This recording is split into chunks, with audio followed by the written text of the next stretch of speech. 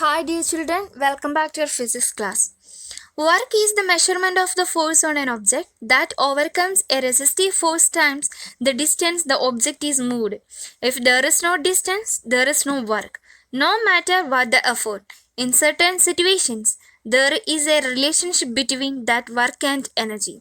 So dear children, today we are going to learn the relationship between work and energy. You just look here. A body possessing energy is only capable of doing work. For example, if a person is hungry, he does not have much energy, so he cannot do much work.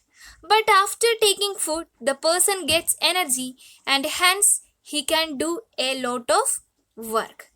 From this, we can conclude that if a body does not have energy, it cannot do any work.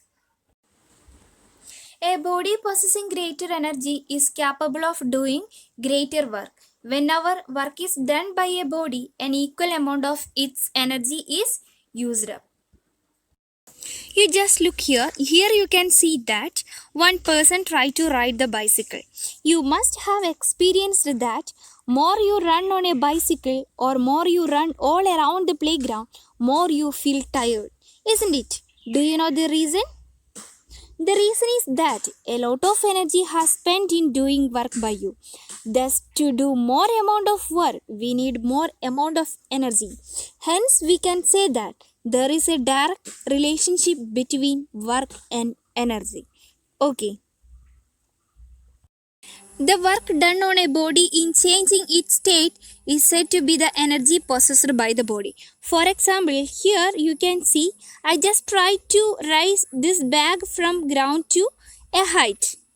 Okay, so the work is done on the body against the force of gravity and the body at the height is said to possess the energy. Similarly, if a body initially at rest is made to move, the work is done on the body and the body in motion is said to possess the amount of energy equal to the work done on the body.